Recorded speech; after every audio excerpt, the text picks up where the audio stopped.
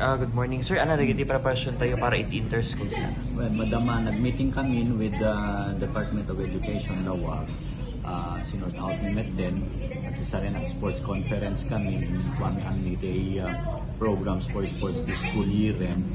And then, supposedly, start August 23, the inter-school ngayon napag-sasaritan mi kasi because of the weather, adot na postpone ng classes. So nga, we postponed it also to on September 6.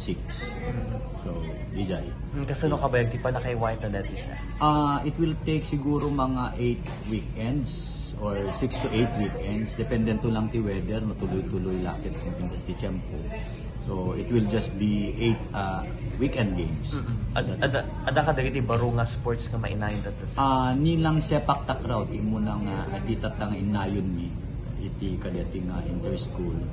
Kasi nga medyo aduti potential. So, tapos maarisit tayo, makita tayo na sinundigiti talaga ng magaling. Well, we maintain basketball, volleyball, taekwondo, and some other. There are 6 events for na sut maayayang which shall no longer be played during the city.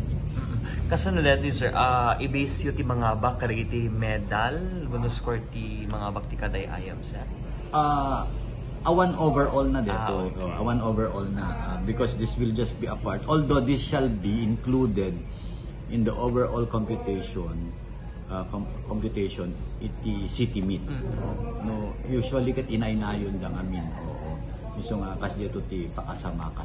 Ada ka cash prizes na sir? Well, cash prize na. Mabalin na maangman sir naman. No, Jack Mariro, DJ na aram na proposal, iti gold medalist is 1,500. Oh, tapos 1,000, tapos 500.